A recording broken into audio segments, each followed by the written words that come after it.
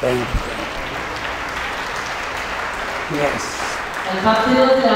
വർഷം ഈ വിശുദ്ധീകരണ ധ്യാനം നടത്തി ശുശ്രൂഷ ആരംഭിച്ചു. ഇപ്പോൾ ഇങ്ങനെ വളർച്ചാ ധ്യാനങ്ങൾ നടത്തി ശുശ്രൂഷയിൽ അതായത് എല്ലാ മേഖലയിലും ലോകത്തിന്റെ അതിർത്തികൾ വചനം എത്തിച്ചു കൊടുക്കുക, എല്ലാ ഓഡിയോ വീഡിയോ മാധ്യമങ്ങളെല്ലാം ഉപയോഗിച്ച് നവനവമായ രീതികളിലാണ് ഇത് ധ്യാനം നടത്തുന്നത്. അതിൻ്റെ ഇടയ്ക്ക് നമ്മുടെ ആഗ്രഹം സിസ്റ്റേഴ്സിന് ധ്യാനം നടത്തിയ ധ്യാനം നടത്തിയത് ഞാൻ പറഞ്ഞു. ഇവിടെ ഞങ്ങളുടെ ഈ സ്ഥാപനം തുടങ്ങിയിട്ട് 10 വർഷം നമ്മൾ ആഘോഷിക്കുന്നു, ദശാബ്ദി ആഘോഷിക്കുന്നു. ഒരല്പസമയം വന്ന് ഞങ്ങൾ കണ്ട് സംസാരിച്ച് ചെറിയ സന്ദേശം നൽകണം എന്ന് പറഞ്ഞപ്പോൾ വലിയ സന്തോഷത്തോടെ കണ്ടു വന്നിരിക്കുകയാണ്. ഇവിടെ സാധനങ്ങൾ ഇന്ന് തോമസ് പോൾ ബ്രദർ നമ്മുടെ മുമ്പിൽ നിൽക്കുമ്പോൾ നമുക്കറിയാം, അതായത് 40 ദിവസമൊക്കെ അടുപ്പിച്ച് ഉപവസിച്ച് പ്രാർത്ഥിച്ച് ആത്മീയ ശക്തി പ്രാപിച്ചൊരു ആത്മീയ വരിനാണ് നമ്മുടെ മുൻപിൽ നിൽക്കുന്നത്. ആത്മാവിന്റെ ശക്തിയാണ് ഉള്ളിലുള്ളത്. അതുകൊണ്ട് 24 മണിക്കൂറും അതിനെ പ്രസംഗിക്കാൻ പറഞ്ഞാൽ സന്തോഷമേ ഉള്ളൂ. അതിൽ 1 മണിക്കൂർ കുറഞ്ഞു പോയാൽ ദുഃഖം അനുഭവിക്കണം. ഈ ഒരു കൂട്ടായ്മയിൽ പ്രത്യേകിച്ച് നമ്മുടെ ഇന്നത്തെ സന്തോഷത്തിന്റെ ദിവസം ഇതിൽ വന്ന് പങ്കെടുത്ത് നമുക്ക് വേണ്ടി ശുശ്രൂഷ ചെയ്യാൻ ആഗ്രഹിച്ച തോമസ് പോൾ ബ്രദറിനെ ഇരിക്കുന്ന എല്ലാവരുടെയും പേരിൽ, പ്രത്യേകിച്ച് കാർഡൻവാർഡ് ധ്യാനകേന്ദ്രത്തിന്റെ പേരിൽ പ്രത്യേകം പൂർണ്ണമായ സ്വാഗതം നേരുകയാണ്. സന്ദേശത്തിന് വേണ്ടി പ്രത്യേകം ക്ഷണിക്കുന്നു.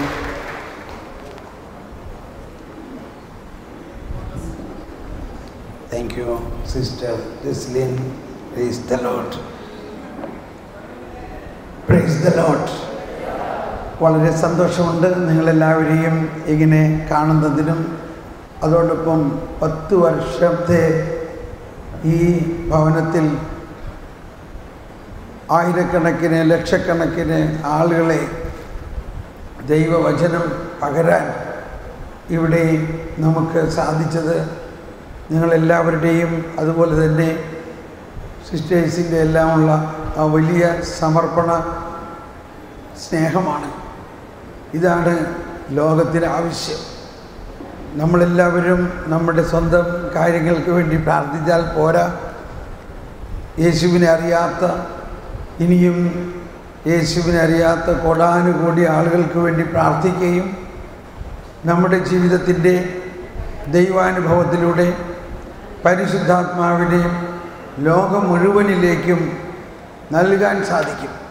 ഈ കർമ്മലിത്ത ആധ്യാത്മികതയുടെ രഹസ്യം വിശുദ്ധ കൊച്ചു ത്രേസ്യ, അമ്മ ത്രേസ്യ, യോഹന്നാൻ ക്രൂസ് ഇവരുടെ എല്ലാം പ്രാർത്ഥനാ രീതി, കൊച്ചു ത്രേസ്യ ആ കാർമൽ കോൺവെൻറ്റിൻ്റെ അകത്തുനിന്ന് ജീവിതത്തിൽ ഒരിക്കലും പുറത്തു പോയിട്ടില്ല. എന്നാൽ ആ കൊച്ചു ത്രേസ്യയാണ് ഇന്ന് ലോക സുവിശേഷവൽക്കരണത്തിൻ്റെ മധ്യസ്ഥ. ലോക സുവിശേഷവൽക്കരണം. അപ്പോൾ പ്രാർത്ഥനയിലൂടെ പരിശുദ്ധാത്മാവ് ഹൃദയത്തിൽ നൽകുന്ന ശക്തമായ പ്രചോദനങ്ങളിലൂടെ വിശ്വാസത്തിലൂടെ ക്രിസ്തുവിൻ്റെ ചൈതന്യം ക്രിസ്തുവിനെ അറിയാത്തവരിലേക്ക് പ്രസരിപ്പിക്കാൻ സാധിക്കും എന്നതാണ് ഇതിൻ്റെ ഒരു രഹസ്യം. ക്രിസ്തു ചൈതന്യം, പരിശുദ്ധാത്മ ശക്തി ക്രിസ്തുവിനെ അറിയാത്ത, ക്രിസ്തുവിനെ ഇനിവരെ കേൾക്കാത്ത മക്കളിലേക്ക്, മനുഷ്യരിലേക്ക് പ്രസരിപ്പിക്കാൻ നമുക്ക് സാധിക്കും. അതാണ് നമ്മൾ പ്രാർത്ഥിക്കുന്നത്. ഓ എൻ്റെ ഈശോയെ, ഞങ്ങളുടെ പാപങ്ങൾ ക്ഷമിക്കണമേ, നരകത്തിൽ നിന്ന് ഞങ്ങളെ രക്ഷിക്കണമേ, എല്ലാ ആത്മാക്കളെയും പ്രത്യേകിച്ച് അങ്ങയുടെ കാരുണ്യം ഏറ്റവും കൂടുതൽ ആവശ്യമുള്ളവരെ സ്വർഗത്തിലേക്ക് ആനയിക്കണേ. നമ്മളിവിടെ വചനം കേൾക്കാൻ വരുന്നവർ അറ്റ്ലീസ്റ്റ് ഞായറാഴ്ചയെങ്കിലും പള്ളിയിൽ പോകുന്നവരാണ്, ഇല്ലേ? എന്നാൽ വർഷങ്ങളായിട്ട് പള്ളിയിൽ പോകാത്തവരുണ്ട്, ജയിലിൽ കിടക്കുന്നവരുണ്ട്, ജീവിതകാലം മുഴുവനും കഠിന തടവിൽ കഴിയുന്ന നിരവധി പേർ, ജീവപര്യന്തം തടവിൽ കഴിയുന്ന നിരവധി ആളുകളുണ്ട്. ഒരിക്കലും പള്ളിയോ കുമ്പസാരമോ അവർക്കില്ല. ഇവർ സ്വർഗത്തിൽ പോണോ? ഇവരെയൊക്കെ സ്വർഗത്തിൽ കയറ്റാൻ കൊള്ളുമോ? എന്താ നിങ്ങളുടെ ആഗ്രഹം? അവർ സ്വർഗത്തിൽ പോണോ? എന്താ ഒന്നും മിണ്ടാത്ത? ഈ പള്ളിയിലൊക്കെ പോകാത്ത ആൾക്കാരെ സ്വർഗത്തിൽ കയറ്റാൻ കൊള്ളുമോ? മനസ്സിലായോ? അപ്പോൾ നമ്മളിവിടെ ഈ ക്രിസ്തീയതയുടെ ആഡംബരം അനുഭവിച്ചുകൊണ്ടിരിക്കുകയാണ്. എല്ലാ ദിവസവും കുർബാന, ആത്മീയതയുടെ വലിയ അനുഭവം. എന്നാൽ ഇതൊന്നും അനുഭവിക്കാൻ സാധിക്കാതെ കോടാനുകോടി ജനങ്ങളുണ്ട്. ഈശോ ആർക്ക് വേണ്ടിയാണ് മരിച്ചത്? ഈശോ എന്തിനു വേണ്ടിയാണ് മരിച്ചത്? ഈശോ എന്തിനു വേണ്ടിയാണ് ജനിച്ചത്? ഈശോ ജനിച്ചപ്പോൾ വല്ല ക്രിസ്ത്യാനികളും ഉണ്ടായിരുന്നോ? ഈശോ ജനിച്ചപ്പോൾ ക്രിസ്ത്യാനികൾ ആരെങ്കിലും ഉണ്ടായിരുന്നോ? ഉച്ചത്തിൽ പറഞ്ഞേ. ഈശോ കുരിശിൽ ബലി അർപ്പിച്ചപ്പോൾ വല്ല ക്രിസ്ത്യാനികൾ ഉണ്ടായിരുന്നോ? ഇല്ല. അപ്പോൾ പിന്നെ ആർക്കാണ് ഈശോ വന്നത്? ഈശോ ക്രിസ്ത്യാനികൾക്ക് വേണ്ടി മാത്രം വന്ന രക്ഷകനാണോ? ഈശോ ക്രിസ്ത്യാനികളുടെ ഒരു പ്രൈവറ്റ് പ്രോപ്പർട്ടി അല്ല. ഈശോ ജനിച്ചപ്പോഴും മരിച്ചപ്പോഴും ഒറ്റ ക്രിസ്ത്യാനി ഉണ്ടായിരുന്നില്ല. ഈശോ ജനിച്ചതും മരിച്ചതും ലോകം മുഴുവൻ്റെയും രക്ഷയ്ക്ക് വേണ്ടിയാണ്. Praise the Lord. ഒന്ന് കരം ഉയർത്തി ശബ്ദമുയർത്തി പറഞ്ഞേ ഹല്ലേലൂയ. ഞാനൊരു 2 വരി ഹിന്ദി പാട്ട് പഠിപ്പിച്ചു തരാം. ഹിന്ദി പാട്ട്. ജയ് ബോലോ ജയ് ബോലോ. ഒന്ന് എഴുന്നേറ്റ് പാടി. ജയ് ബോലോ ജയ് ബോലോ യേശു മസീഹാ കി ജയ് ബോലോ. എല്ലാവരും ജയ് ബോലോ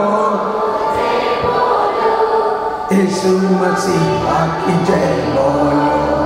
ജയ് ബോലോ ജയ് ബോലോ യേശു മസീഹാ കി ജയ് ബോലോ. കൈയടിച്ച് ബോലോ ജയ് ബോലോ യേശു മസീഹാ കി ജയ് ബോലോ. ജയ് ബോലോ ജയ് ബോലോ യേശു മസീഹാ. ഇനി നിങ്ങൾ ഉച്ചത്തിൽ ജയ് വിളിക്കണം. എത്ര ശക്തി നിങ്ങൾക്കുണ്ടോ, എത്ര ശബ്ദമുണ്ടോ എന്ന് സ്വർഗം അറിയട്ടെ. റെഡിയാണോ? ഉച്ച നേരത്തെ ഇത് വളരെ ആവശ്യമാണ്. എല്ലാവരും ഉറങ്ങിയിരിക്കുകയാണ് ഇവിടെ. ഉറങ്ങണോ? ഉച്ചത്തിൽ ജയ് വിളിക്കണോ? ഒന്ന് ഉച്ചത്തിൽ ജയ് വിളിച്ച് നോക്കട്ടെ നിങ്ങൾക്ക് എത്ര ശബ്ദമുണ്ടെന്ന്. ബോലോ പ്രഭു യേശു ക്രിസ്തു കീ. കൊള്ളാം. പക്ഷേ ഇതിൽ കുറച്ചും കൂടി ഉയരാൻ തോന്നുന്നുണ്ട്. കുറേയും കൂടി ഉച്ചത്തിൽ, അല്ലെങ്കിൽ എല്ലാവരും ഒന്ന് അതരം തുറന്ന് ഈശോനെ ജയ് വിളിച്ച് ബോലോ പ്രഭു യേശു ക്രിസ്തു കീ. Very good. ഹമാരെ മുക്തിദാതാ की संसार के मुक्तिदाता की. प्रभु യേശു संसार का मुक्तिदाता है. ഞാൻ എന്താണ് ഈ ഹിന്ദിയിലൊക്കെ പറയണേ? ചിലപ്പോൾ ഹിന്ദിക്കാരെങ്കിലും ഉണ്ടാവും. ബൈഠിയെ. അപ്പോൾ യേശുവിൽ വിശ്വസിക്കുക എന്ന് പറഞ്ഞാൽ നമ്മുടെ സ്വന്തം പാപങ്ങൾ ഏറ്റെടുക്കുന്ന ഒരു യേശുവിനെ മാത്രമല്ല നമ്മൾ മനസ്സിലാക്കേണ്ടത്. ലോകം മുഴുവനുമുള്ള സകല ജനങ്ങളുടെയും പാപം യേശു ഏറ്റെടുത്ത് കഴിഞ്ഞു. ഇനി ലോകം മുഴുവനെയും പാപമോചനത്തിനായിട്ട് മറ്റൊരു ബലി അർപ്പിക്കാൻ ആരും വരികയില്ല. ഒരേ ഒരു ബലി. ആ ഒരു ബലിയിലൂടെ യേശു ലോകം മുഴുവൻ്റെയും പാപം ഏറ്റെടുത്ത് കഴിഞ്ഞു. ഇത് നിങ്ങൾ വിശ്വസിക്കുന്നുവോ? അതാണ് നമ്മളെന്നും പ്രാർത്ഥിക്കുന്നത്. ഭൂലോക പാപം നീക്കുന്ന ദൈവത്തിൻ്റെ ചെമ്പുരാട്ടിൻകുട്ടിയായ ഈശോ തമ്പുരാനെ ഞങ്ങളുടെ മേൽ കരുണയായി എന്ന് പറഞ്ഞ എല്ലാവരും. ഭൂലോക പാപം നീക്കുന്ന ദൈവത്തിൻ്റെ ചെമ്പുരാട്ടിൻകുട്ടിയായ ഈശോ തമ്പുരാനെ ഞങ്ങളുടെ മേൽ കരുണയായി. ഭൂലോക പാപം നീക്കുന്ന ദൈവത്തിൻ്റെ ചെമ്പുരാട്ടിൻകുട്ടി ആയ ഈശോ തമ്പുരാൻ.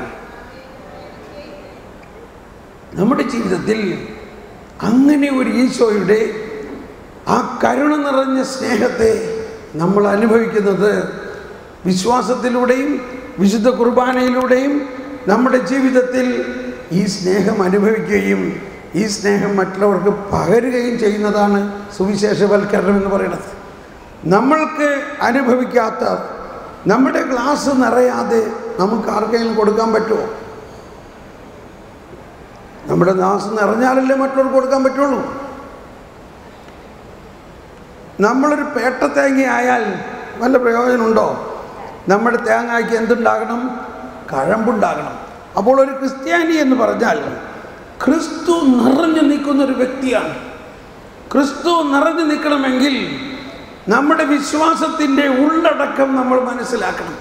നമ്മുടെ വിശ്വാസത്തിൻ്റെ ഉള്ളടക്കം ഇതാണ്: ഈശോ സകല മനുഷ്യരുടെയും പാപം ഏറ്റെടുത്തു. ഇനി യേശുക്രിസ്തുവിനോട് ഐക്യപ്പെട്ടിരിക്കുന്നവർക്ക് ശിക്ഷാവിധിയില്ല. റോമാക്കാർക്ക് എഴുതിയ ലേഖനം 8-ാം അധ്യായം 1-ാമത്തെ വചനമാണ്. ഒന്നെല്ലാവരും ഏറ്റു പറഞ്ഞ് റോമർ 8:1. ഇനി യേശുക്രിസ്തുവിനോട് ഐക്യപ്പെട്ടിരിക്കുന്നവർക്ക് ശിക്ഷാവിധിയില്ല. ഒന്ന് ഉച്ചത്തിൽ കരം ഉയർത്തി ഏറ്റു പറഞ്ഞ് ആകയാൽ ഇപ്പോൾ യേശുക്രിസ്തുവിനോട് ഐക്യപ്പെട്ടിരിക്കുന്നവർക്ക് ശിക്ഷാവിധിയില്ല. എന്തുകൊണ്ടാ? എന്തെന്നാൽ യേശുക്രിസ്തുവിലുള്ള ജീവാത്മാവിന്റെ നിയമം നിന്നെ പാപത്തിന്റെയും മരണത്തിന്റെയും നിയമത്തിൽ നിന്ന് സ്വതന്ത്രനാക്കിയിരിക്കുന്നു. ഈശോ പരസ്യ ജീവിത കാലഘട്ടത്തിൽ പാപികളുടെ അടുത്തും ചുങ്കക്കാരുടെ അടുത്തും കടന്നു ചെന്നു. എന്നാൽ ഫരിസേയരും നിയമജ്ഞരും പിറുപിറുത്തുകൊണ്ടിരുന്നു. അവർ പറഞ്ഞു, ഇവനെന്താണ് ഈ പാപികളും ചുങ്കക്കാരുടെയൊക്കെ വീട്ടിൽ പോകണം? ഈശോ വലിയ പാപിയായ മത്തായിയുടെ വീട്ടിൽ ചെന്നു. ആ മത്തായിയെ ഫരിസേയരും നിയമജ്ഞരും അവരുടെ സമുദായത്തിൽ നിന്ന് പുറന്തള്ളി. അവൻ്റെ വീട്ടിൽ പോകില്ല, അവനോട് സംസാരിക്കില്ല. അതുപോലെ വെറുപ്പും വിദ്വേഷത്തിലും ഇരുന്ന കൂട്ടരായിരുന്നു. എന്നാൽ യേശു അവനെ സ്നേഹിക്കുന്നു. യേശുവിൻ്റെ കരുണ എന്നത് പാപികളെ സ്നേഹിക്കുന്നതാണ് കരുണ. പാപികളെ സ്നേഹിക്കുമ്പോൾ കരുണ സ്നേഹവും അവൻ്റെ ഉള്ളിൽ നിറയുമ്പോൾ ദൈവം അവനിൽ നിറയുന്നു. പിന്നെ അവന് പാപം ചെയ്യാൻ സാധിക്കില്ല.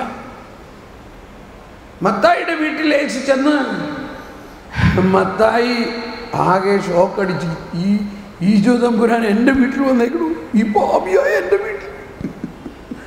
അവന് വിശ്വസിക്കാൻ പറ്റണില്ല. ഈശോ പറഞ്ഞു, ഞാൻ വന്നിരിക്കുന്നത്, എല്ലാവരും ഒന്ന് ഏറ്റു പറഞ്ഞേ, ഞാൻ വന്നിരിക്കുന്നത് നീതിമാന്മാരെ തേടിയല്ല, പാപികളെ തേടിയാണ്. ഈശോ അവനിൽ കണ്ടത്, മത്തായി, വലിയ പാപിയായ മത്തായിയിൽ ഈശോ കണ്ടത് ഒരു അപ്പസ്തോലനെയാണ്. അപ്പസ്തോലൻ, 12 അപ്പസ്തോലന്മാരുള്ളൂ. ശിഷ്യന്മാർ ഒരുപാട് പേരുണ്ട്. ആ 12 അപ്പസ്തോലനിൽ ഒരാളായിട്ട് മത്തായി തിരഞ്ഞെടുക്കപ്പെടുന്നു. Praise the Lord.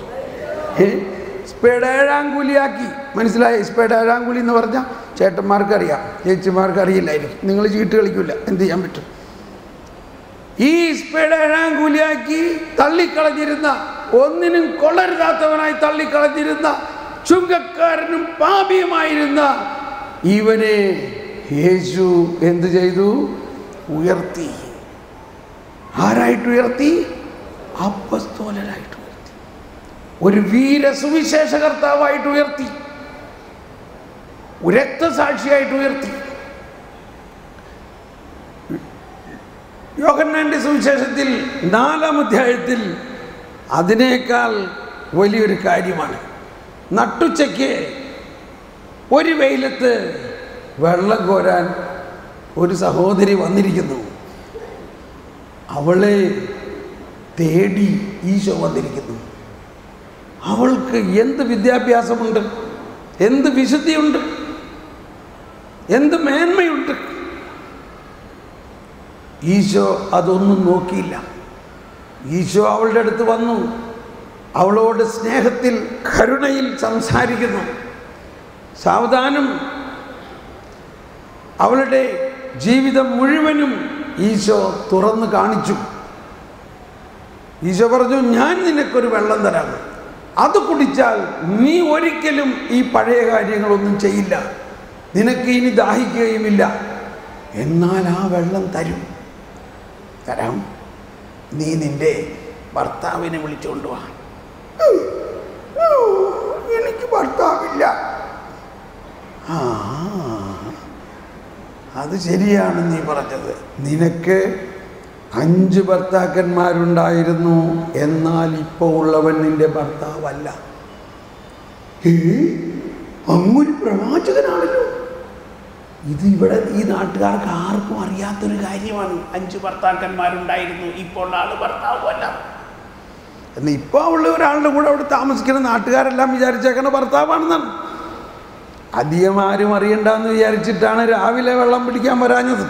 കിണറ്റിൻകരയ്ക്ക് ആരുമില്ലാത്ത ഉച്ച സമയത്ത് വെള്ളം കോരാൻ വന്നിരിക്കുന്നു, ആരും അറിയാണ്ട്.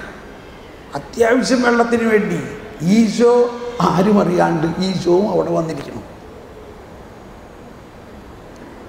അപ്പസ്തോലന്മാരെയൊക്കെ, നിങ്ങൾ പോയി ചോറുണ്ടിട്ടാ, നിങ്ങൾ ഊണഴിക്കാൻ പോയിക്കോ, നിങ്ങൾ ഈ ഭാഗത്തേക്ക് വരണ്ട. അവർ വിചാരിച്ചു, ഇയാൾ എന്താണ് ഈ പെണ്ണിനോട് സംസാരിക്കാൻ പോണേ അങ്ങനെ ഒറ്റയ്ക്ക്. നമ്മളൊക്കെ ആണെങ്കിൽ എന്ത് ചിന്തിക്കുമോ? ഈശോ അല്പനിമിഷങ്ങൾ കൊണ്ട് അവളുടെ ആത്മാവിനെ നേടിയോ ഇല്ലയോ? ഈശോ പറഞ്ഞു, സ്ത്രീയെ, എന്നെ വിശ്വസിക്കുക, എന്നെ, ഞാൻ നിനക്ക് ജീവജലം തരും. അപ്പോൾ അവൾ പറഞ്ഞു, നിങ്ങളുടെ ആളുകൾ പറയണം കർത്താവ് ജെറുസലേമിലാണ്, ഞങ്ങളുടെ ആളുകൾ പറയണം കർത്താവ് ദൈവം മലയുടെ മുകളിലാണ്. എവിടെയാണ് യഥാർത്ഥത്തിൽ ദൈവം? കണ്ടോ, അവളുടെ ഹൃദയം ദൈവത്തിലേക്ക് ഉയർത്തപ്പെട്ടു, ദൈവത്തെ അന്വേഷിക്കുന്നു. ഈശോ പറഞ്ഞു, സ്ത്രീയെ, എന്നെ വിശ്വസിക്കുക. യഥാർത്ഥ ആരാധകർ മലയിലോ ജെറുസലേമിലോ അല്ല ആരാധിക്കുന്നത്. യഥാർത്ഥ ആരാധകർ ആത്മാവിൽ ദൈവത്തെ ആരാധിക്കുന്നു. ദൈവം ആത്മാവാണ്. ഇതാണ് നമ്മളെല്ലാവരും മനസ്സിലാക്കേണ്ട ഒരു രഹസ്യം. ദൈവം നമ്മൾ ഓരോരുത്തരുടെയും ആത്മാവിൽ ജീവിക്കുന്ന സനാതനമായ സത്യമാണ്. ഉയർത്തെഴുന്നേറ്റ കർത്താവാണ് ഇന്നത്തെ അവസ്ഥയിൽ. ജീവദാതാവാണ് ദൈവം. അവൾക്ക് എന്തോ പിടികിട്ടി. അവൾ പറഞ്ഞു, മിശിഹ വരും എന്ന് ഞങ്ങൾ കേട്ടിട്ടുണ്ട്, അവൻ വരുമ്പോൾ ഞങ്ങളെ ഇതെല്ലാം പഠിപ്പിക്കും. Praise the Lord. എന്തോ ഒരു അത്ഭുതമാണ്. അവൾ ആരുടെ മുമ്പിലാണ് നിൽക്കുന്നത്? ഇപ്പോൾ ഈ മിശിഹ അവതരിക്കപ്പെട്ട ദൈവപുത്രൻ്റെ മുമ്പിൽ അവൾ നിൽക്കുകയാണ്. ഈശോ ഒന്ന് ചെറുതായിട്ട് പുഞ്ചിരിച്ചുകൊണ്ട് പറഞ്ഞു, നീ അവൻ്റെ മുമ്പിലാണ് നിൽക്കുന്നത്. ഞാൻ തന്നെയാണ് ആ മിശിഹ. കുമ്പിട്ട് ആരാധിച്ചു. അവളുടെ കണ്ണ് നിറഞ്ഞു, അവളുടെ ഹൃദയം തുറന്നു. അവൾ മിശിഹായെ നേരിട്ട് കാണുന്നു. ഇനി എന്തുണ്ടായി എന്നുള്ളത് നോക്കൂ. നിങ്ങൾ ആരെങ്കിലും ഇങ്ങനെ ചെയ്യോ? ഈ മിശിഹായെ നേരിട്ട് കണ്ട ആൾക്ക് എന്തുണ്ടാകണം? നമ്മളെല്ലാ ദിവസവും മിശിഹായെ നേരിട്ട് കണ്ട് മിശിഹായെ ഭക്ഷണവും പാനീയവുമായിട്ട് കുടിച്ചിട്ട് നമുക്ക് ഇതൊന്നും ചെയ്യാൻ തോന്നുന്നുണ്ടാവോ? അവൾ എന്ത് ചെയ്തു? അത്യാവശ്യം ഉച്ചയ്ക്ക് കഞ്ഞി വയ്ക്കാൻ വെള്ളത്തിന് വന്നതാണ്. ഈ വെള്ളം അവളുടെ ജീവിതത്തെ സംബന്ധിച്ച് വളരെ അത്യാവശ്യമാണെങ്കിലും ആ വെള്ളം കുടവും അവിടെ വിട്ടിട്ട് അവള് ആ സമരിയ പട്ടണത്തിലേക്ക് ഓടി. ഞങ്ങളുടെ ആളുകളോടെല്ലാം പറയണം, സമരിയാക്കാരും യഹൂദരും തമ്മിൽ വെള്ളം പോലും കുടിക്കാത്ത ആൾക്കാരാണെങ്കിലും സമരിയ പട്ടണത്തിൽ ചെന്ന് എല്ലാവരോടും പറഞ്ഞു, ദേ വന്ന് കാണുവിൻ, എൻ്റെ ജീവിതത്തിൻ്റെ സകല കാര്യങ്ങളും പറഞ്ഞ ഒരുവൻ ഇവൻ തന്നെയാണോ മിശിഹ? എന്തിനു പറയണു? യഹൂദരും സമരിയാക്കാരും തമ്മിൽ ബദ്ധവൈരാഗ്യമുണ്ടായിരിക്കെ അവർ തമ്മിൽ യാതൊരു കൂട്ടായ്മയും ഇല്ലാത്തവരായിട്ട് പോലും സമരിയ ഗ്രാമത്തിലെ പട്ടണത്തിലെ ആളുകളെല്ലാവരും കിണറ്റിൻകരയിലേക്ക് വന്നു. Praise the Lord. ഇതുപോലെ ഒരു കൺവെൻഷൻ അവിടെ നടക്കണം. ആയിരക്കണക്കിന് പേരെ ഇവൾ ഒരാൾ കൊണ്ടുവന്നു. ഇതാണ് സുവിശേഷം. നമ്മൾ ഓരോരുത്തരും ഇതിനേക്കാൾ കൂടുതൽ അഭിഷേകമുള്ളവരാണ്. അവൾക്ക് എന്ത് പഠനമുണ്ട്, എന്ത് വിദ്യാഭ്യാസമുണ്ട്, എന്ത് ഫോർമേഷൻ ഉണ്ട്, എന്ത് സുവിശേഷം പഠിച്ചിട്ടുണ്ട്? ഇതൊന്നും പഠിക്കാതെ തന്നെ ക്രിസ്തുവിനെ അനുഭവിച്ചറിഞ്ഞവൾ ക്രിസ്തുവിനെ കൊടുക്കുന്നവളായി മാറി. സ്നേഹമുള്ളവരെ, നമ്മൾ ഓരോരുത്തരുടെയും വിളി ഇതാണ്. നമ്മൾ ഓരോരുത്തരും, ഞാൻ നിങ്ങളെപ്പോലെ ഒരു സാധാരണ മനുഷ്യനാണ്. ഞാനൊരു എഞ്ചിനീയറായിട്ട് ജോലി ചെയ്തുകൊണ്ടിരുന്ന ഒരാളാണ്. പക്ഷെ ഒരിക്കൽ ട്രെയിനിൽ യാത്ര ചെയ്തുകൊണ്ടിരിക്കുമ്പോൾ, ദൈവവചനം ശ്രവിച്ചു കൊണ്ടിരിക്കുമ്പോൾ എൻ്റെ ഹൃദയത്തിൽ പരിശുദ്ധാത്മാവിൻ്റെ അഗ്നി ആളിക്കത്തി. ഞാൻ ട്രെയിനിലിരുന്നു കൊണ്ട്, ഇത് നമ്മുടെ ഇന്ത്യൻ ട്രെയിന്, നിറച്ച ആളുകളുള്ള ട്രെയിനിൽ എനിക്കങ്ങ് കൺട്രോൾ ചെയ്യാൻ പറ്റാത്ത രീതിയിൽ പരിശുദ്ധാത്മാവ് എൻ്റെ ഉള്ളിലൂടെ ഭാഷാപരത്തിൽ ഇങ്ങനെ സംസാരിക്കാൻ തുടങ്ങി. ഞാൻ സംസാരിക്കട്ടെ ഭാഷാപരത്തിൽ, നിങ്ങൾ പേടിക്കാൻ ചെയ്യരുതേ. ഭാഷാപരത്തിൽ സംസാരിക്കുക, ഭാഷാപരത്തിൽ പ്രാർത്ഥിക്കുന്നത് വേറെ, സംസാരിക്കുന്നത് വളരെ വ്യത്യസ്തമാണ്. റബ്ബി അല്ല മഖൂറ കീരിയ ഹിരിയ ലബറഹ ലംബകീരിയ ലഹറമല മകീരിയ ഉറുല മഖ ഹിരിയ ലബറമകീരിയ. ഇത് ഭാഷാപരത്തിൽ സംസാരിക്കുന്ന ഒരു വരമാണ്. ഇതൊരു വിധത്തിലൊരു പ്രവചനമാണ്. ഇതിൻ്റെ പ്രവചനം ഞാൻ വ്യാഖ്യാനിക്കാൻ പോവുകയാണ്. എൻ്റെ ജനമേ, നിങ്ങൾക്ക് ഞാൻ എന്നെ തന്നെ പൂർണ്ണമായി നൽകിയിരിക്കുന്നു. ഇനി നിങ്ങൾ എന്തിനാണ് നോക്കിയിരിക്കുന്നത്? പോകുവിൻ, അന്ധകാരത്തിൽ പ്രകാശമായി പോകുവിൻ. എൻ്റെ സുവിശേഷത്തിൻ്റെ പ്രകാശം പരത്തുവിൻ. എൻ്റെ സുവിശേഷത്തിൻ്റെ സൗരഭ്യം പകരുവിൻ.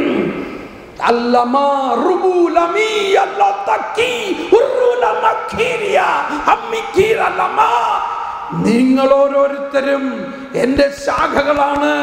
ഞാൻ മുന്തിരിച്ചെടിയും നിങ്ങൾ എൻ്റെ ശാഖകളാണ്.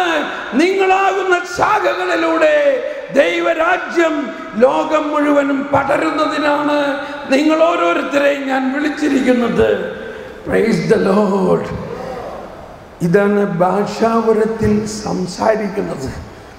ട്രെയിനിൽ വെച്ച് ഞാനിങ്ങനെ ഭാഷാപരത്തിൽ സംസാരിച്ചപ്പോൾ കേട്ടിരുന്ന ആളുകൾക്ക് നിശ്ചയമായിട്ടും ഒന്ന് തോന്നിയിട്ടുണ്ടാകും, ഇത് ഒരു വട്ട് കേസാണ്, ഇല്ലേ? ഇയാൾക്ക് എന്തോ അസുഖമുണ്ടെന്ന് തോന്നിക്കാണും. എന്ത് ചെയ്യാൻ പറ്റും? ഇതാണ് കർത്താവിന് വേണ്ടി ഒരു വട്ടനാകുക. അതാണ് ക്രിസ്ത്യാനി എന്ന് പറയുന്നത്. ആരാണ് ക്രിസ്ത്യാനി? കർത്താവിന് വേണ്ടി ഒരു വട്ടൻ, കർത്താവിനോടുള്ള സ്നേഹത്തെ പ്രതി ഒരു ഭ്രാന്തനാവുക. നിങ്ങൾക്കാകാമോ? അതാണ് ഈ പെണ്ണ് ചെയ്തത്. സമരിയാക്കാരും യഹൂദരും തമ്മിൽ ഒരു കൂട്ടായ്മയില്ലാതിരിക്കെ ഇവൾ ആ രാജ്യത്ത് പോയിട്ടെല്ലാം ഭ്രാന്ത് പിടിച്ചമാതിരി വിളിച്ചു പറയുകയാണ്. എല്ലാവരെയും കൊണ്ടുവന്നു കർത്താവിനെ പ്രതി. അപ്പൊ ഞാൻ ഇതുപോലെ ട്രെയിനിൽ വെച്ച് ഇതുപോലെ പറഞ്ഞുകൊണ്ടിരുന്നു.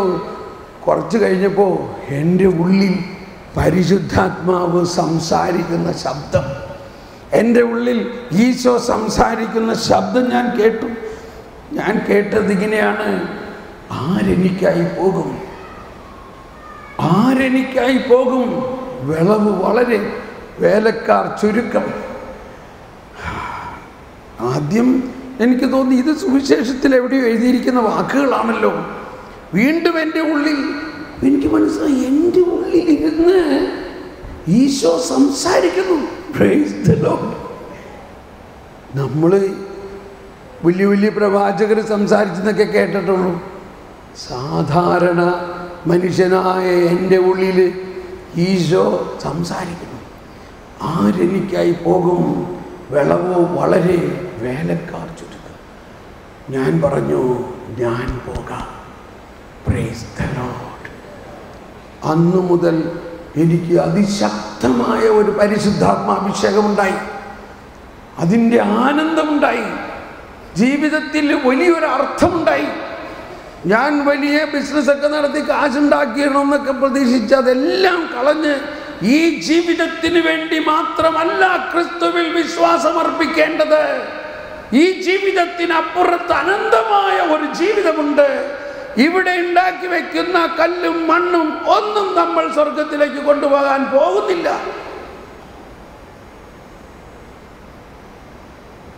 എൻ്റെ ജീവിതം ആകെ മാറി. ആ ജോലിയെല്ലാം വിട്ട് ഫുൾ ടൈം സുവിശേഷ വേലയ്ക്കായിട്ട് ഇറങ്ങി. അവിടെ വെച്ച് തന്നെ ഈ അനുഭവം ഉണ്ടായി കഴിഞ്ഞിങ്ങനെ ഞാൻ ശാന്തമായിട്ടിങ്ങനെ ഇരിക്കുമ്പോൾ ഉത്തരേന്ത്യയിലേക്കുള്ള യാത്രയായിരുന്നു. മധ്യപ്രദേശത്തിലേക്ക്. മുഴുവനും ഹിന്ദിക്കാരാണ്. ഒരാൾ വന്നിട്ട് എന്നോട് ചോദിച്ചു, അരേ ഭായ് സാബ് ആപ്കോ ക്യാ ഹോ ഗയാ? നിങ്ങൾക്ക് എന്ത് പറ്റി എന്നുവെച്ചാൽ എന്തോ അസുഖം പോലെയാണ് അയാൾ മനസ്സിലാക്കിയത് ഈ ബഹളമൊക്കെ കണ്ടപ്പോൾ. അപ്പോൾ ഞാൻ പറഞ്ഞു, കുച്ച് നഹീ ഹുവാ ഹൈ, മൈ ഠീക് ഹൂം, എനിക്ക് ഒരു കുഴപ്പമില്ല. മുझे പ്രഭു ഈസാ മസീഹ് കാ അനുഭവ് ഹുവാ ഹൈ, എനിക്ക് കർത്താവ് ഈശോ മിശിഹായുടെ അനുഭവം ഉണ്ടായി. അപ്പോൾ ഇയാൾക്ക് മനസ്സിലായില്ല. ക്യാ ഹുവാ? ഈസാ മസീഹ്, ഈശോ മിശിഹായുടെ അനുഭവം ഉണ്ടായി. അവൻ ഈശോ മിശിഹായെക്കുറിച്ച് അങ്ങനെ കേട്ടിട്ടില്ല. അവൻ്റെ പുറകെ ഉണ്ടായിരുന്ന ഒരാൾ പറഞ്ഞു, അരേ ഭായ് ഓ തോ ഈസായിയോ കാ ഭഗവാൻ ഹൈ, ഉസ്കോ ചോട് ദോ, ഖട്ട് ഇധർ ആ. അതെ, ക്രിസ്ത്യാനികളുടെ ദൈവമാണ്, നമുക്ക് അയാളുമായിട്ട് കാര്യമൊന്നുമില്ല, നീ ഇങ്ങോട്ട് മാറ എന്ന് പറഞ്ഞപ്പോൾ നമ്മുടെ സാധാരണ മലയാളത്തിൽ പറയുകയാണെങ്കിൽ എനിക്ക് ചൊടിച്ചു എന്ന് പറഞ്ഞാൽ മനസ്സിലായോ? എനിക്കൊരു ഇയാളോട് രണ്ട് വാക്ക് പറഞ്ഞാലേ ശരിയാവുള്ളൂ. സ്നേഹത്തിലാണ്. ഇയാളോട് പറഞ്ഞ് മനസ്സിലാക്കണം. ഇയാളോട് എന്ത് പറയണം? ഞാൻ ഇന്നേ വരെ അന്ന് വരെ യേശുവിനെ കുറിച്ചോ ബൈബിളിനെ കുറിച്ചോ ഒരു മനുഷ്യനോട് സംസാരിച്ചിട്ടില്ല. സുവിശേഷ വേലയൊക്കെ അച്ഛന്മാരും കന്യാസ്ത്രീകളുടെയും കാര്യമൊന്നും പറഞ്ഞുകൊണ്ട് നമ്മളിരിക്കായിരുന്നു. ഇപ്പം ഞാൻ പറഞ്ഞേ, അരെ ഐസാ മത് ബോലോ, പ്രഭു ഈസാ മസീഹ് ഈസായിയോं का कोई प्राइवेट प्रॉपर्टी नहीं है. കർത്താവ് ഈശോ മിശിഹ ക്രിസ്ത്യാനികളുടെ ഒരു പ്രൈവറ്റ് പ്രോപ്പർട്ടി അല്ല. ഈശോ മിശിഹ മരിച്ചപ്പോൾ ഒറ്റ ക്രിസ്ത്യാനി ഉണ്ടായിരുന്നില്ല. അറിയോ നിനക്ക്? ഇയാള് ആകെ ആശ്ചര്യപ്പെട്ടു. അയാൾ പറഞ്ഞു, ഞങ്ങൾ വിചാരിച്ചിരിക്കുന്നത് ഈശോ മിശിഹ ക്രിസ്ത്യാനികളുടെ, ഹിന്ദുക്കൾക്ക് വേറെ ദൈവം, മുസ്ലിങ്ങൾക്ക് വേറെ ദൈവം, ഇങ്ങനെയാണല്ലോ. അങ്ങനെയൊന്നും അല്ല കാര്യത്തിൻ്റെ കിടപ്പ്. നീ ഹിന്ദു ആയാലും മുസ്ലിം, സിഖ്, പഞ്ചാബി, പാഴ്സി, IS-കാരനായാൽ പോലും നിനക്ക് കൂടി വേണ്ടിയാണ് ഈശോ മിശിഹ വന്നത്. ഈശോ മിശിഹായിൽ വിശ്വസിച്ച് പരിശുദ്ധാത്മാവിനാൽ നിറഞ്ഞ് പന്തക്കുസ്തയ്ക്ക് ശേഷം കുറേ നാൾ കഴിഞ്ഞപ്പോൾ ആ പരിശുദ്ധാത്മാവ് നിറഞ്ഞ ആളുകളെ മറ്റുള്ളവർ പറയാൻ തുടങ്ങി, അവർ വേറൊരു ഗ്രൂപ്പാണ്, അവർ ക്രിസ്ത്യാനികളാണ്. ഈശോ മിശിഹ വന്നപ്പോഴും മരിച്ചപ്പോഴും ഒറ്റ ക്രിസ്ത്യാനി ഉണ്ടായിരുന്നില്ല. ഞാൻ ഇതെല്ലാം പറഞ്ഞ് ഒരു അരമണിക്കൂർ 45 മിനിറ്റ് ഹിന്ദിയിൽ ഇവരോടങ്ങ് പറയാൻ തുടങ്ങി. അത് കഴിഞ്ഞപ്പോൾ ഈ പയ്യൻ ചോദിക്കുകയാണ്, ആപ്കെ പാസ് ഓ ഈസാ മസീഹ് കാ ഓട്ടോബയോഗ്രഫി ഹോഗാ ക്യാ? മനസ്സിലായോ? അങ്ങയുടെ അടുത്ത് ആ കർത്താവ് ഈശോ മിശിഹായുടെ ജീവചരിത്രം ഉണ്ടാവോ? ഉണ്ട്, ഞാൻ നിനക്ക് തരാം. ഭാഗ്യത്തിന് ഹിന്ദിയിലൊരു ബൈബിൾ എൻ്റെ അടുത്തുണ്ടായിരുന്നു. ഞാൻ പറഞ്ഞു, ഇതിനെ ഓട്ടോബയോഗ്രഫി എന്നല്ല പറയണേ, ഇതിനെ പറയുന്നത് ബൈബിൾ എന്നാണ് പറയണത്. ഞാൻ എന്നിട്ട് അതിൽ തുറന്നിട്ട് മർക്കോസിൻ്റെ സുവിശേഷം മാത്രം എടുത്തുകൊണ്ട് പറഞ്ഞു, നീ ഇത് ആദ്യം വായിക്കണം, എന്നിട്ട് ബാക്കി. സ്നേഹമുള്ളവരെ, അന്ന് മുതൽ കഴിഞ്ഞ 25 വർഷമായി ഒരുപക്ഷെ ഒരു ദിവസം പോലും ഇടവിടാതെ കർത്താവ് ഈശോ മിശിഹായെ ലോകത്തിന് പകരുക എന്നതാണ് ഒരു സാധാരണ ക്രിസ്ത്യാനി. എനിക്ക് വേറെ ഒരു ക്വാളിഫിക്കേഷനുമില്ല. ഞാൻ സെമിനാരിയിൽ പഠിച്ചിട്ടില്ല, വേറെ ഒന്നുമില്ല. എൻ്റെ മാമോദീസായിലൂടെയും സ്ഥൈര്യലേപനത്തിലൂടെയും വിശുദ്ധ കുർബാനയിലൂടെയും ലഭിച്ചിരിക്കുന്ന ഈ ചൈതന്യം നമ്മൾ ഓരോരുത്തരോടും ആവശ്യപ്പെടുന്നത്, നിങ്ങൾ ഉണരുവിൻ, നിങ്ങൾ പ്രഘോഷിക്കുവിൻ. നിങ്ങൾക്ക് കിട്ടിയ ക്രിസ്തുവിനെ മറ്റുള്ളവർക്ക് പകരുന്നില്ലെങ്കിൽ നിങ്ങളുടെ ക്രിസ്തീയ ദൗത്യം പൂർത്തിയാക്കുന്നില്ല. സ്നേഹമുള്ളവരെ, ഈ സമരിയാക്കാരി ഒരു മാമോദീസ സ്വീകരിക്കാത്ത, ക്രിസ്തുവിനെ വിശുദ്ധ കുർബാന സ്വീകരിക്കാത്ത അവൾ ആ പട്ടണത്തിലേക്ക് ഓടി ക്രിസ്തുവിനെ പകർന്നുവെങ്കിൽ എന്തുകൊണ്ട് നമുക്ക് ചെയ്തുകൂടാ? 10 വർഷമായി നമ്മളിവിടെ ഈ വചനകൂടാരം പണിതു. ഇവിടെ സുവിശേഷ വേല നടക്കണം, തീർച്ചയായിട്ടും അഭിനന്ദിക്കുന്നു. എന്നാൽ ഇത് പോരാ. നിങ്ങൾ ഓരോരുത്തരും വ്യക്തിപരമായി കർത്താവിന് വേണ്ടി എന്തെങ്കിലും വചനം പ്രഘോഷിക്കുകയും സുവിശേഷമാകുകയും ചെയ്യണം. സ്നേഹമുള്ളവരെ, ഇതിന് ഒരു വ്യക്തിപരമായ എൻ്റെ സജഷൻ, ഞാനൊരു കുടുംബസ്ഥനാണ്, എനിക്ക് മക്കളും കുഞ്ഞുമക്കളെല്ലാം ഉണ്ട്. എൻ്റെ ജീവിതത്തിൽ എനിക്ക് മനസ്സിലായ ഒരു കാര്യം, ഞാനൊരു കുടുംബനാഥനാണ്, ഒരപ്പനാണ്, എൻ്റെ ഭാര്യയുണ്ട്. ഞാനാകുന്ന അപ്പൻ ഒരു വാട്ടർ ടാങ്ക് പോലെ ആകണം. വീട്ടിൽ വാട്ടർ ടാങ്ക് ഉണ്ട്, ഇല്ലേ? ഉണ്ടോ ഇല്ലയോ? ഈ വാട്ടർ ടാങ്ക് ഉണ്ടെങ്കിൽ അതിൽ വെള്ളം നിറഞ്ഞാൽ വീട്ടിലെല്ലാ മുറികളിലും വെള്ളം കിട്ടും. സ്നേഹമുള്ളവരെ, നമ്മൾ ഓരോരുത്തരും ക്രിസ്തുവിൻ്റെ ജ്ഞാനം കൊണ്ട് നിറയുമ്പോൾ നമ്മുടെ ഭവനത്തിൽ, നമ്മുടെ മക്കളിലും ജ്ഞാനം നിറയും. അത് ലോകം മുഴുവനും പ്രഘോഷിക്കപ്പെടും. വ്യക്തിപരമായി നമ്മൾക്ക് ഒരു ക്രിസ്തു അനുഭവം ഉണ്ടാകണം. സമരിയാക്കാരിക്ക് വ്യക്തിപരമായ ഒരു ക്രിസ്തു അനുഭവം ഉണ്ടായി. അവരൊരു സെമിനാരിയിലോ ധ്യാന കേന്ദ്രത്തിലോ പള്ളിയിലോ എങ്ങും പോകാതെ തന്നെ വ്യക്തിപരമായി ഒരു ക്രിസ്തു അനുഭവം ഉണ്ടായപ്പോൾ അവൾ ക്രിസ്തുവിനെ കൊടുക്കുന്നവരായി. ഇതാണ് പരിശുദ്ധ പിതാവ് സന്തോഷത്തിൻ്റെ സുവിശേഷത്തിൽ പറഞ്ഞത്. ഇതേ ആളുകളെ തന്നെ എല്ലാമാണ് പറഞ്ഞത്. മത്തായിക്ക് ഒരു വ്യക്തിപരമായ അനുഭവം ഉണ്ടായി, സക്കേവൂസിന് ഒരു വ്യക്തിപരമായ അനുഭവം ഉണ്ടായി, സാവൂളിന് ഒരു വ്യക്തിപരമായ അനുഭവം ഉണ്ടായപ്പോൾ അവരുടെ ജീവിതം മാറി. ക്രിസ്ത്യാനി എന്ന് പറയുന്നത് കുറേ കൽപ്പനകളുടെയോ ചട്ടങ്ങളുടെയോ നിയമങ്ങളുടെയോ മതമല്ല, മറിച്ച് ഒരു വ്യക്തി, ക്രിസ്തു എന്ന ഒരു വ്യക്തിയുടെ ജീവിതവുമായിട്ടുള്ള ഒരു പ്രേമമാണ്, ഒരു ബന്ധമാണ്. ജീവനും നമ്മൾ വിശുദ്ധ കുർബാനയിൽ പറയുന്നുണ്ട്, പ്രാർത്ഥിക്കുന്നുണ്ട്, നമ്മെ ജീവിപ്പിക്കുന്ന കർത്താവ് യേശുവിന്റെ കൃപാവരം നാം എല്ലാവരിലും അവിടുത്തെ കാരുണ്യത്താൽ സമ്പൂർണ്ണമാകട്ടെ. അങ്ങനെ ക്രിസ്തു നമ്മളിൽ സമ്പൂർണമായി വന്നു കഴിഞ്ഞിരിക്കുന്നു. ഇനി ഈ ക്രിസ്തു അനുഭവം നമുക്കുണ്ടാകണമെങ്കിൽ ഈ വന്നു കഴിഞ്ഞ ക്രിസ്തുവിനെ പോക്കറ്റിലും വെച്ചുകൊണ്ട് വീട്ടിൽ കുത്തിയിരുന്നാൽ ഉണ്ടാവില്ല. ഹല്ലേലൂയ. ഇത് മറ്റുള്ളവർക്ക് പകരണം. 2 കടലുണ്ട്, ചാവുകടലും ഗലീലി കടലും. അതിൻ്റെ നടുക്ക് ജോർദാൻ നദിയിൽ നിന്നാണ് ഈ 2 കടലിലും വെള്ളം വരുന്നത്. എന്തുകൊണ്ടാണ്? ഒന്ന് ചാവുകടൽ, ഒരേ നദിയിൽ നിന്നാണ് 2ലും വെള്ളം വരുന്നത്, ചാവുകടലിലും ഗലീലി കടലിലും. ബൈബിളിൻ്റെ പുറകുവശത്തുണ്ട് ഇതിൻ്റെ ഒരു മാപ്പ്. എന്തുകൊണ്ടാണ് ഗലീലി കടലിൽ നല്ല ജീവനുള്ള വെള്ളം, ഒരുപാട് മീൻ? ഗലീലി കടലിന് ഒരുപാട് തോടുകളുണ്ട്, തോടുകളിലൂടെ വെള്ളം മറ്റുള്ളവരിലേക്ക് കൊടുക്കുന്നു. എന്നാൽ ചാവുകടലിൽ നിന്ന് തോടുകളില്ല. ചാവുകടലിൽ താഴ്ന്ന തരത്തിലാണ്, വെള്ളം പുറത്തേക്ക് ഒഴുകുന്നില്ല. നമ്മൾക്ക് വെള്ളം കിട്ടിയത് കൊണ്ട് പ്രയോജനമില്ല. നമുക്ക് പരിശുദ്ധാത്മാവിൻ്റെ അഭിഷേകം കിട്ടിയത് കൊണ്ട് പ്രയോജനമില്ല എന്ന് പറയില്ല, അത് കൊടുത്താൽ മാത്രമേ പ്രയോജനമുള്ളൂ.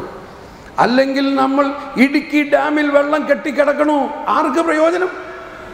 കുറേ കൊതുക് വരും. എന്നാൽ അത് അതിൻ്റെ പൈപ്പ് ലൈനിലൂടെ ഒഴുകിയപ്പോൾ അവിടെ എൻജിൻ കറങ്ങി വൈദ്യുതി ഇവിടെ പ്രകാശിക്കുന്നു.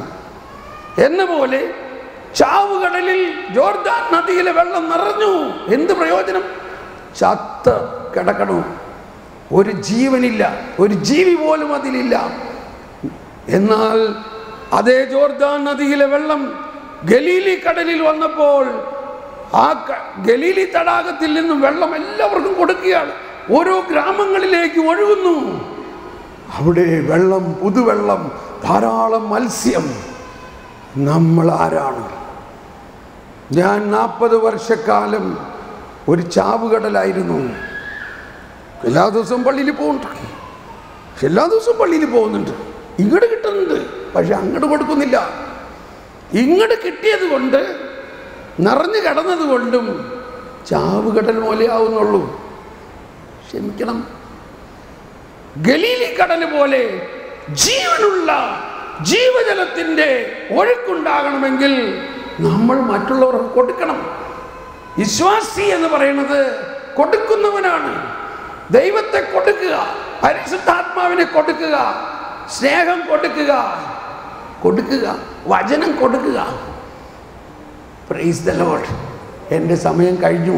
അവിടെ സിസ്റ്റേഴ്സ് ഇരിക്കുകയാണ്, എന്നെ നോക്കി. ഞാൻ ഉടനെ പോകണം. പക്ഷേ ഇത്രയും കാര്യത്തിൽ നിന്ന് നിങ്ങൾക്ക് എന്തെങ്കിലും കിട്ടിയോ ഇല്ലയോ? ഒന്ന് നമ്മൾ മനസ്സിലാക്കണം, നമ്മൾ ഓരോരുത്തരിലും ക്രിസ്തു വസിക്കുന്നു. വിശുദ്ധ കുർബാനയിലൂടെ ഓരോ ദിവസവും നമ്മൾ പ്രാർത്ഥിക്കുന്നതാണ്, നമ്മെ ജീവിപ്പിക്കുന്ന കർത്താവ് ശോമിശിഹായുടെ കൃപ അവരും നാം എല്ലാവരിലും സമ്പൂർണ്ണമാകട്ടെ. സർവജ്ഞനായ ഭരണകർത്താവും അങ്ങയുടെ ഭവനത്തിൽ വസിക്കുന്നവരുടെ വിസ്മയനീയനായ പരിപാലകനും സകല നന്മകളുടെയും സകല സൗഭാഗ്യങ്ങളുടെയും ഉറവിടമായ ദൈവമേ, അങ്ങയുടെ സ്വഭാവത്തിനൊത്ത വിധം ഞങ്ങളെ അനുഗ്രഹിക്കണമേ.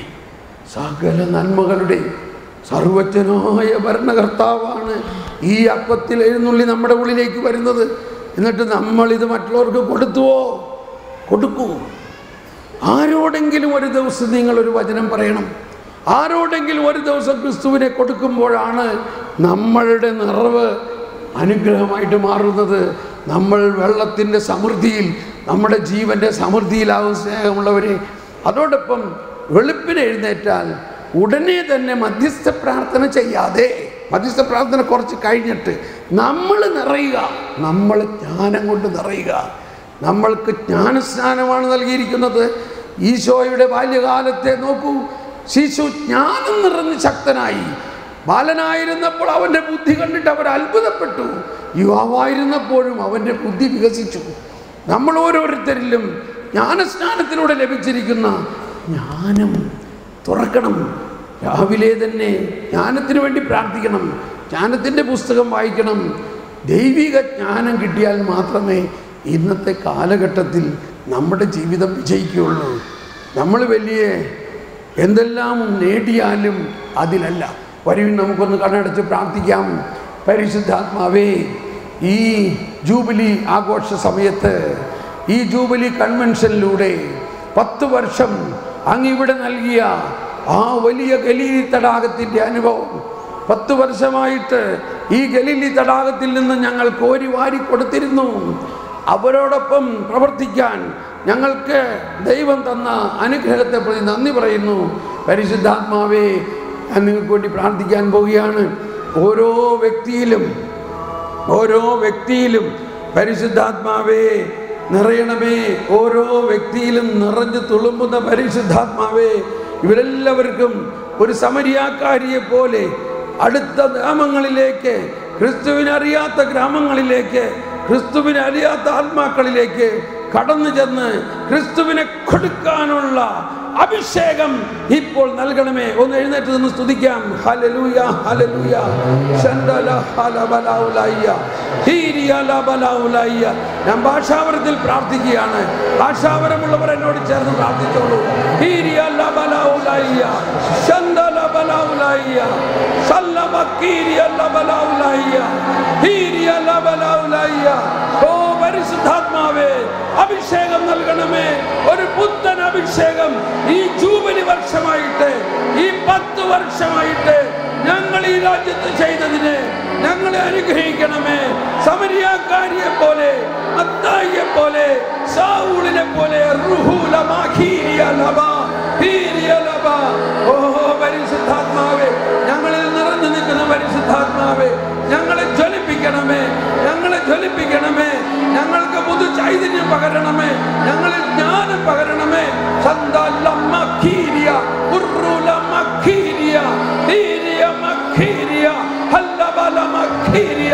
എല്ലാ രോഗങ്ങളും എല്ലാ ബാധകളും പ്രകാശിക്കപ്പെടട്ടെ, പ്രകാശം പടരട്ടെ, അന്ധകാരം അകലട്ടെ.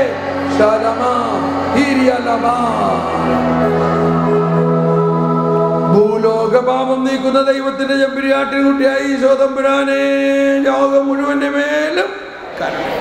Praise the Lord. ജയ് ബോലോ, ജയ് ബോലോ, യേശു മസീഹ की जय बोलो, जय बोलो, जय बोलो, യേശു മസീഹ की जय बोलो. उच्चത്തിൽ बोलो प्रभु यीशु क्रिस्त की, हमारे मुक्तिदाता की, राज राजेश्वर की. समाप्त हो गया. Praise the Lord. നന്ദി, നമസ്കാരം. God bless you. തോമസ് ബ്രദറെ എമ്മാവസിലേക്ക് പോയ ശിഷ്യന്മാർക്ക് ഈശോ വചനം പ്രസംഗിച്ചപ്പോൾ ഹൃദയം ജ്വലിച്ചു. നിങ്ങൾ ഉണരുവിൻ, എഴുന്നേൽക്കുവിൻ, ശക്തി പ്രാപിക്കുകയും എന്ന് നമ്മൾ തിരുതെന്ന് നമ്മളോട് ആവശ്യപ്പെട്ടുകൊണ്ടിരുന്നു. അതായത് ജീവിതം സുവിശേഷമാക്കിയ ഒരു വ്യക്തിയാണ് ഇപ്പോൾ നമുക്ക് ലഭിച്ചത്. ഈ അല്പസമയത്തിനുള്ളിൽ എല്ലാവരുടെയും ഹൃദയങ്ങളിൽ വചനം നിറച്ച് വലിയ ശക്തി പകർന്ന നമ്മുടെ ഇരിക്കുന്ന എല്ലാവരുടെ പേരിൽ നല്ല സന്തോഷത്തിന്റെ ആനന്ദത്തിന്റെ പൂർണ്ണമായ നന്ദി ഈ സമയം ആശ്വസിക്കുക. കരം ഉയർത്തി ദൈവത്തെ സമർപ്പിച്ച് സ്വരം ഉയർത്തി ഉച്ചത്തിലൊന്ന് സ്തുതിക്കാം.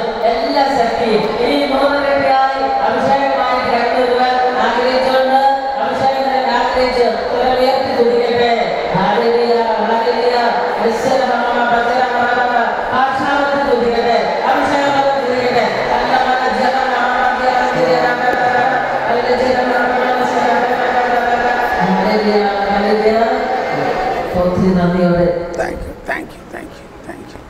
Thank you.